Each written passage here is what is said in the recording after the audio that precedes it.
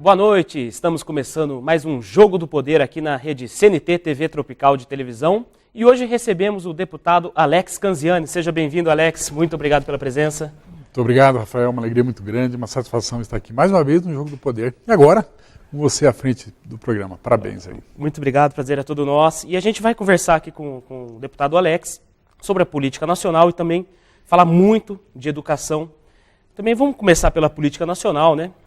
Na última quinta-feira, o deputado Eduardo Cunha renunciou à presidência da Câmara, né? Ele que estava afastado ali do cargo fazia desde o 5 de maio, né? Por decisão do STF, né? E o Cunha é réu de 2 ações do STF e alvo de uma 3ª denúncia. Qual a repercussão, né, da renúncia do Cunha na Câmara? Primeiramente, já era esperado, né? Quer dizer, a situação estava ficando a cada dia mais insustentável. Primeiro porque ele não voltaria para a presidência da Câmara, né? Com a decisão do STF, né, e foi por unanimidade, não haveria a menor condição dele voltar para a presidência da Câmara. E aliado a isso, a questão de que o Valdir Maranhão que assumiu a presidência. E infelizmente ele não tem a menor condição de poder levar o trabalho da Câmara adiante. Para que você tenha ideia, numa semana ele mudou, num fim de semana, 5 vezes, dizendo se ia ter sessão ou não ia, em função dos feriados lá, das comemorações de São João. Durante 5 vezes ele disse que ia ter, não teve, depois ia ter, depois não ia ter desconto de salários quem não fosse, então... É uma manobra? Na verdade é o seguinte, ele é completamente indeciso, ele é pressionado por muita gente, então ele fala uma coisa, daqui a pouco se pressiona, ele faz outra, ele vai por outro caminho, então ele não tinha realmente a melhor condição. Então o que eu acredito que com a renúncia do Eduardo Cunha, primeiro elege-se, vamos eleger na próxima semana agora um novo presidente da Câmara, e eu espero que volte à normalidade das sessões. Nós temos uma pauta importante, nós temos vários projetos, várias emendas à Constituição importantes para serem apreciadas pelo próprio Parlamento. Nós temos a questão da contenção dos gastos públicos, né, a PEC, que o próprio governo encaminhou, que é uma PEC importante que o Congresso tem que avaliar. E se nós não tivermos um presidente que dê uma normalidade, que dê uma condição para que a casa retome os trabalhos, isso não será possível. Aliado a isso, Rafael, nós temos um ano que temos daqui a pouco as eleições municipais, né? Temos a própria Olimpíada que nós vamos ter agora a partir de agosto, então é importante que a gente possa usar os momentos que nós vamos ter de votação efetivamente para poder implementar uma pauta importante para o país. Após a publicação da carta de renúncia do Cunha no Diário Oficial da Câmara, né, qualquer deputado pode se candidatar à presidência. O senhor é candidato? Olha, Rafael, alguns deputados até sugeriram que nós colocássemos o nosso nome, mas eu sou hoje já o 4º secretário da Câmara. Nós estamos num projeto com o nosso companheiro Jovair para a próxima eleição, né, a partir de fevereiro ele deve colocar o seu nome. Então acho que qualquer tentativa nossa, isso poderia atrapalhar ter um acordo para o ano que vem. Então nós não somos candidatos, vamos estar junto com o partido. O senhor acredita que o Cunha terá o seu mandato cassado ou não? Eu acredito que sim. A situação dele é muito difícil. Obviamente, ele é um guerreiro, né? Ele não vai sossegar, ele vai até o final tentar manter o seu mandato, até em função das ações que ele responde, sua própria família também, ele tem preocupação seriamente com relação a isso, mas eu acredito que a situação vai ficar cada vez mais sustentável. Face as denúncias que a cada dia chegam, face a situação como um todo da Câmara.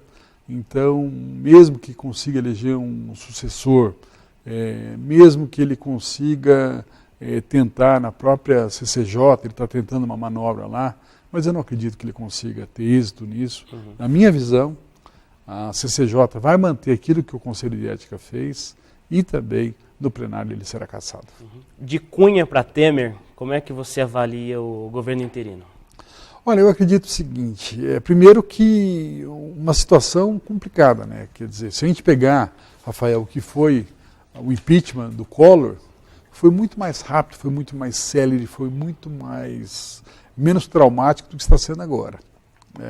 Por um lado, o Collor não tinha apoio de ninguém naquela época, né? Então havia um consenso nacional pela derrubada do governo. Hoje, queira ou não, o PT ainda tem setores da sociedade, poucos, né, mas tem setores ruidosos, setores que acabam criando ainda marolas. Nós temos o processo que se prolonga, né, nós vamos votar somente no final de agosto, o Senado deve apreciar o impeachment em definitivo, mas eu quero crer que o Senado vai manter o impeachment. Não é possível que nós vamos voltar com a presidente Dilma. Ela não tem a menor condição de voltar a governar o país. Não acredita que ela tenha condições politicamente, menor condição, juridicamente, para voltar à presidência? Na verdade é o seguinte, precisa de ter 54 votos favoráveis pelo seu impeachment, né, dos senadores. Mas eu não acredito que o Senado vai ter o desaforo de votar pela volta da Dilma. Ou seja, nós não vamos ter o número necessário para poder fazer o impeachment. Vai ser um desastre para o país. Queira ou não, apesar da situação ainda ser muito difícil, é muito delicada a situação do país ainda, né? Mas a percepção da população já melhora um pouco. Quando a gente pega os indicadores, olha, está ruim, mas pelo menos deixou de piorar. Né? Quer dizer, não é que melhorou, mas deixou de piorar. E esse é o primeiro passo para poder ter uma retomada. Então, eu vejo que o próprio orçamento que vai ter um déficit menor o ano passado do que esse ano. Esse ano nós estamos com um déficit de 170 bilhões de reais, é um absurdo o que aconteceu. Quer dizer, prevê-se para o ano que vem um déficit de 139 bilhões, me parece, e isso significando redução de custos, redução do gasto da máquina e também algum aumento de receita também que vai ter que haver. Então eu acho que isso faz com que o Brasil possa ter uma perspectiva melhor. Ainda é muito difícil a situação. Acho que a equipe econômica do presidente Temer, uma boa equipe econômica, ele achou bons nomes, com credibilidade, e sabe o que tem que ser feito pelo país. No seu ministério, acho que também trouxe bons nomes para o ministério. Algum outro que você pode, mas esse não seria o mais indicado, mas até em função da necessidade de se compor uma base, e ele vem tendo condição de poder fazer essa base, eu acho que, se não é o ideal, se não é tudo aquilo que a gente queria, mas eu acho que está melhor do que nós estávamos. Já voltamos com o deputado Alex Canziani no Jogo do Poder.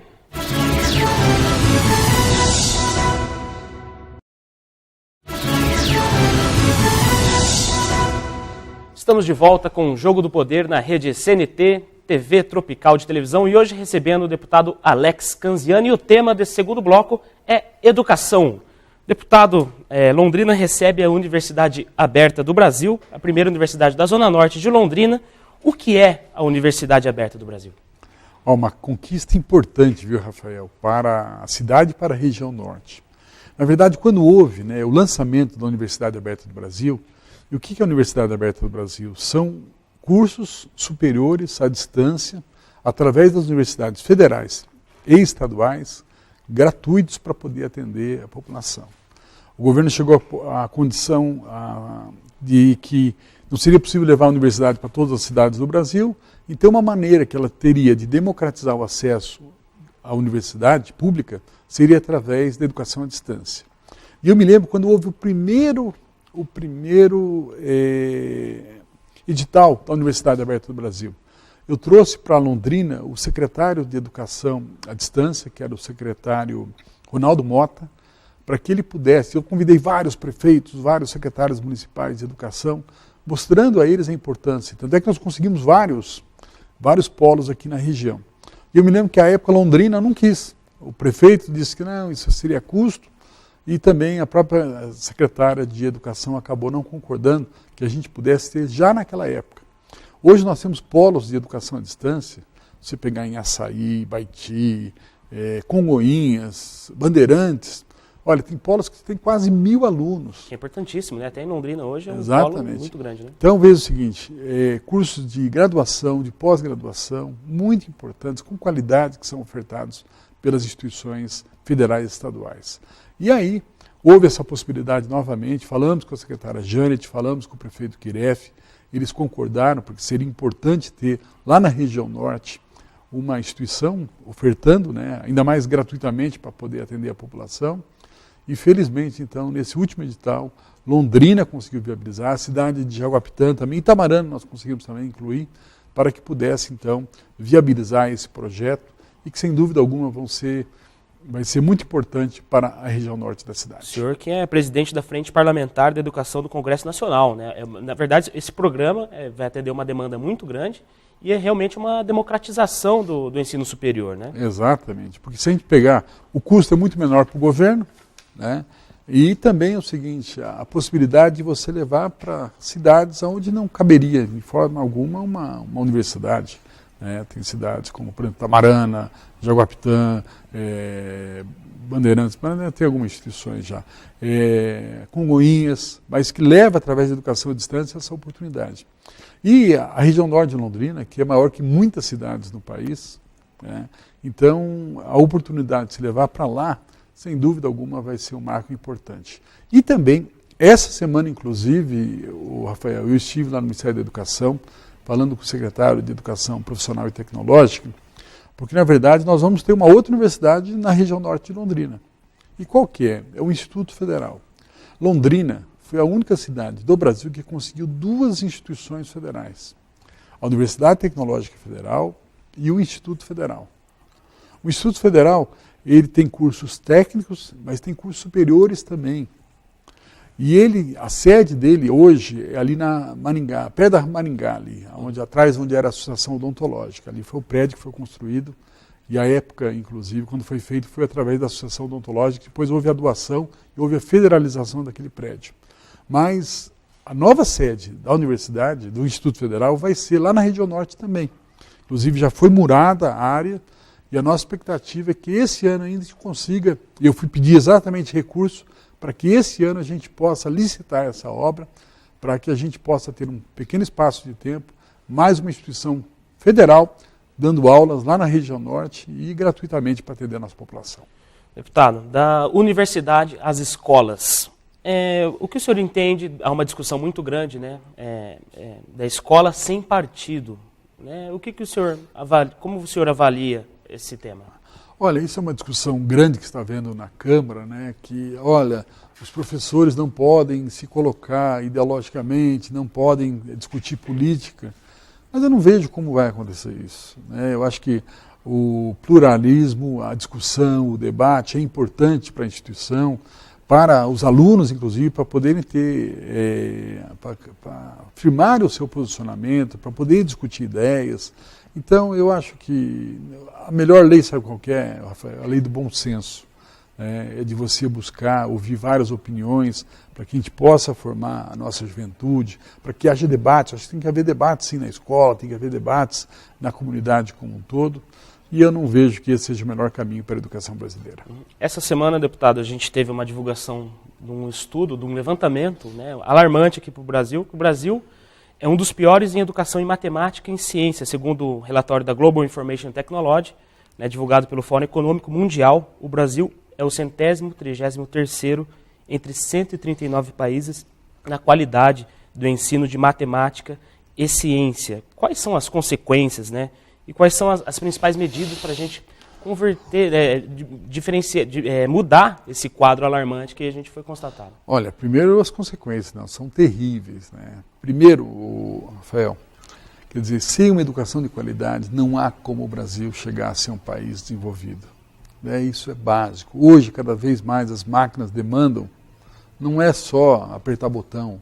Hoje são máquinas que têm computadores dentro, você tem que ter conhecimento, você tem que ter informação. E todos os tipos de emprego hoje, há cada vez mais a necessidade de ter educação, e educação de qualidade. Então isso é básico para a construção do Brasil que nós queremos. E esse estudo, na verdade, é mais um dos vários estudos que já se levantam, né? A questão da matemática, que é vital.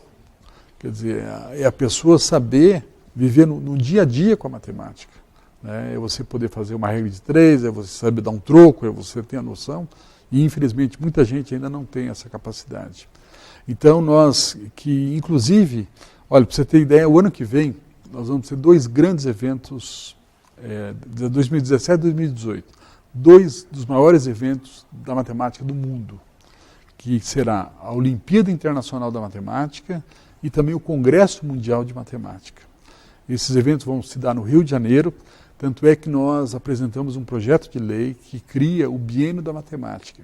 E qual que é a ideia? Primeiro, para poder comemorar esses 2 grandes eventos mundiais que nós vamos ter aqui, mas também através do INPA, que é o Instituto de Matemática Pura Aplicada do Rio de Janeiro, nós estamos fazendo esse trabalho conjunto, para que a gente possa fazer uma série de ações, uma série de trabalhos, mostrando para a sociedade a importância, mostrando também, porque os alunos, muitas vezes, olha, a matéria que o aluno não gosta é a matemática, mas na verdade é o seguinte, no início da alfabetização ele não tem qualquer problema com relação à matemática, isso vem com o passar do tempo.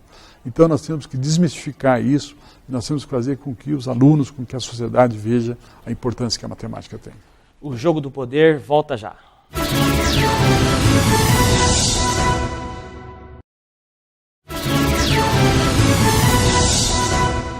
Voltamos ao Jogo do Poder e hoje estamos recebendo o deputado Alex Canziani. Deputado, o senhor defende uma mudança no ECA, o Estatuto da Criança e do Adolescente, aumentando a penalidade do menor. Como é que é essa avaliação do senhor?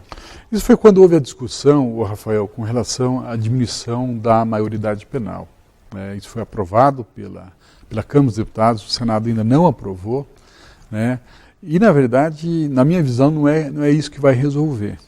Primeiro porque quando se reduz, ali no texto da Constituição que foi aprovado, dizia o seguinte, que nós vamos construir unidades especiais para poder atender esse público de 16 a 18 anos, que foi reduzido para 16 anos. Você acredita que isso vai ser construído no Brasil? Nós temos um sistema penitenciário que é um caos, que é um absurdo que acontece. Então, na minha visão, o que seria o mais fácil, o que seria o mais rápido, o que seria mais eficaz? É você alterar o ECA, o Estatuto da Criança e do Adolescente, e aumentando a pena em função do crime que o jovem cometer. Então, na minha visão, isso seria muito mais eficaz e muito mais rápido. Tanto é o seguinte, criou-se uma grande discussão no Brasil, uma grande celeuma na Câmara dos Deputados, inclusive, o próprio ex-presidente Eduardo Cunha era um ardoroso defensor disso. Aprovou-se na Câmara, só que também não aconteceu nada. Por quê? O Senado acabou não aprovando. Então, às vezes eu vejo na Câmara que faz-se cavalos de batalhas, ao invés de se buscar a melhor solução efetiva. Qual que seria? Vamos sentar e vamos ver o que é, o que as pessoas querem, que eu também quero. Que um jovem que cometa um delito, que cometa um crime, por exemplo, acima de 16 anos, ele tem que pagar por isso, sem dúvida. O ECA é possível se fazer isso. Se nós adequarmos essa legislação, se nós ampliarmos a internação, ao invés de até 3 anos hoje, até 10 anos, por exemplo, nós vamos fazer com que esse jovem que cometeu o crime, ele possa ficar numa instituição e pagar por aquilo que fez. Agora, o que aconteceu, infelizmente, foi que nada. Ou seja, não se alterou o ECA, que na minha visão era mais fácil, o Senado já havia aprovado, e também a PEC não avançou no Senado Federal. Como o senhor avalia, quais medidas deveriam ser tomadas na ressocialização desse jovem? Olha, eu acredito, primeiro, educação, isso é fundamental.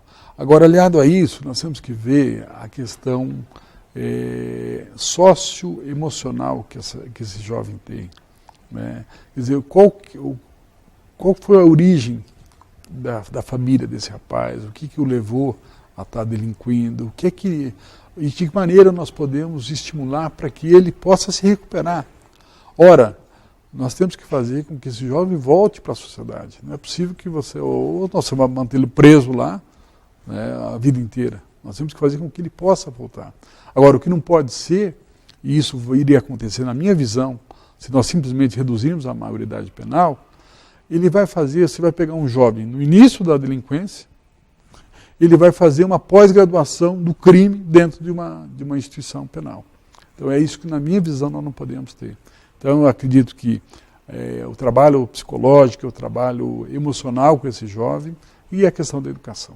Ou seja, nós precisamos de investimentos na formação, na educação e também medidas para agora, investimentos também na parte carcerária também, porque a gente vive um boom aí que não tem delegacias com várias pessoas, uma capacidade, uma superlotação, então os investimentos têm que ser, na avaliação do senhor, a longo prazo e a curto prazo também, né? Exato, sem dúvida alguma. Quer dizer, inclusive houve uma CPI do sistema carcerário no país, é um caos, é um desastre o que acontece, né, em termos de superpopulação, a condição que tem os presídios, quer dizer, ora, a pessoa que delinquiu, a pessoa que cometeu um crime, óbvio, ele tem que ser afastado da sociedade, mas cabe à sociedade fazer com que essa pessoa possa voltar a viver na sua. Até porque ela não vai viver, não vai ficar a vida inteira lá na prisão.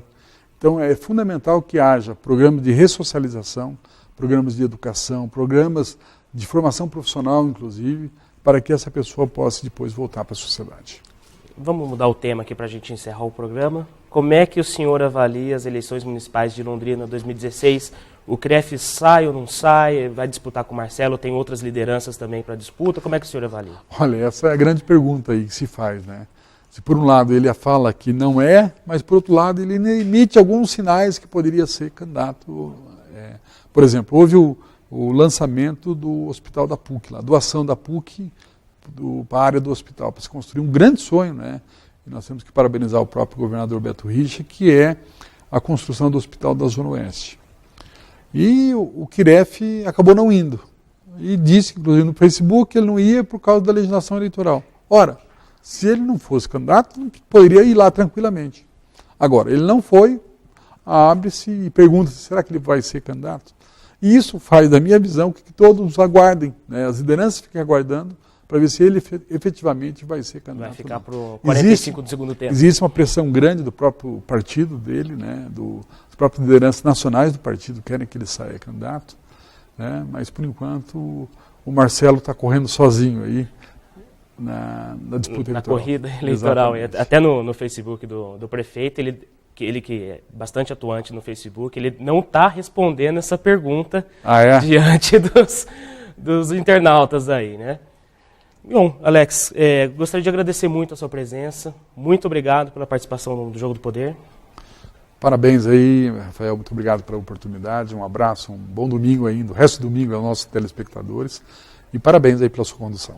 Muito obrigado, Alex Canziano. A gente agradece a audiência de todos nesse final de domingo. O Jogo do Poder volta domingo que vem. Muito obrigado.